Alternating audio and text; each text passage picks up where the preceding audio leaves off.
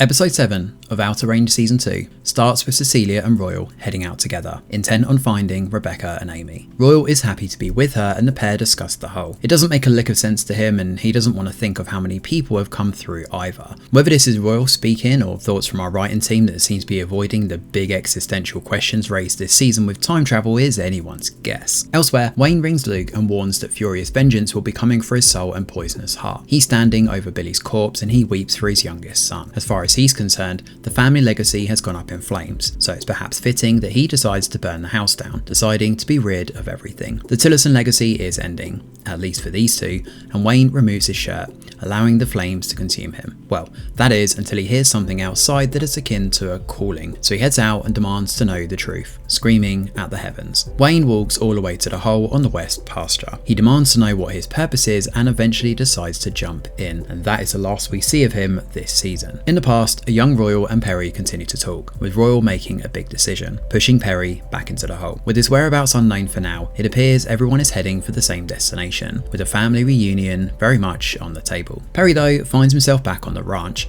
but slightly in the past. In fact, the exact time happens to be the fight with Trevor that we saw in season 1. This time though, it's not Trevor that dies but Perry himself. So what does this mean for causality? Are we dealing with alternate parallel universes, or is this rewriting history? Either way, this Perry is still here but the younger version is dead. The blood spatter was a big part of Joy's investigation last season, and here it appears to belong to Perry, not Trevor, and the belt buckle with Perry's blood on is a big point of contention. However, surely this would disrupt the timeline, right? Anyway, our Perry drives out to the west pasture and decides to push the deceased Perry into the hole. Elsewhere, Luke reveals the truth to Autumn in a roundabout way about what he's done to Billy. He points out that he didn't mean to, but Autumn is quick to say that death isn't finite and appears to hint that there's a way to save people. They do eventually make it to the women's shelter though, where Amy meets Autumn. Luke is to wait outside for obvious reasons given he's a male, and Autumn heads in. She wants to convince Rebecca to let Amy go back and see Rhett and the others at the ranch. Autumn speaks to Rebecca and points out her connection to Amy and tells Rebecca that she knows she took Amy/Autumn out of spite,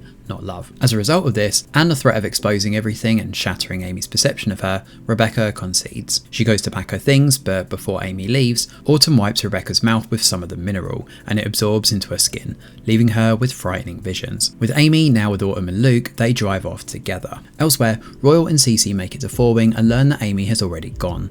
Rebecca is completely out of it and in a crazed state.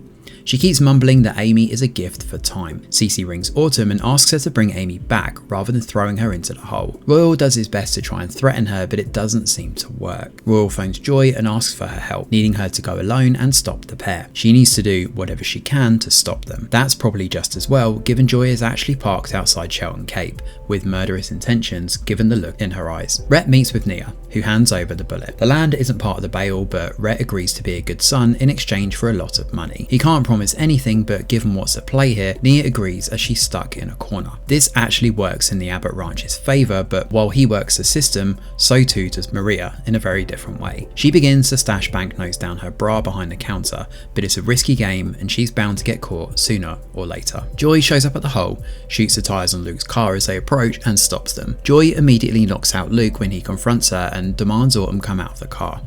She does so, but holds Amy at gunpoint. Autumn claims that there's a pattern to everything, and although Joy shoots Autumn in the chest to stop her, Amy falls into the hole, and then it closes up. Autumn, as she passes out, claims that many people will follow, as she's taken by paramedics and into the hospital. Unfortunately, it's too late and she's declared dead. Or is she? Somehow she comes back to life, as does Amy, who wakes up in the middle of the wilderness. Two hikers show up and they ask for her name. Amy can't remember and ends up calling herself Autumn. Now, it's unclear exactly where Amy is, but judging by the clothing on the hikers, it could well be sometime in the future, or even a completely different location. We're very much in the dark about this for now. Elsewhere, Royal ends up being rushed to hospital too, while in the past, Perry happens to be back at the ranch and he decides to read Amy a bedtime story when he gets back. Royal though seems to sense something afoul in this time period, which appears to be different from the timeline we've become accustomed to. At this point, we're not remotely told about this, but it does appear like it could be a parallel universe. Take what I'm saying with a pinch of salt though, because this series doesn't explicitly say it outright, but that does seem to be what we're going towards.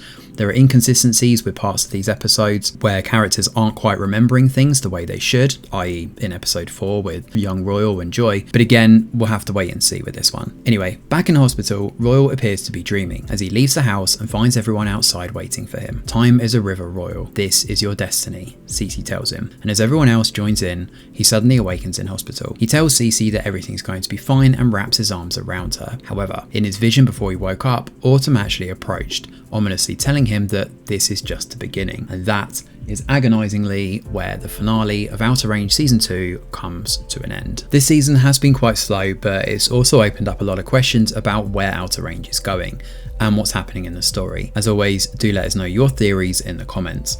Thanks for watching. Smash a like or subscribe to the channel, your support is very much appreciated. I'm Greg Wheeler, and from all of us over here at The Review Geek, we'll see you on the next video.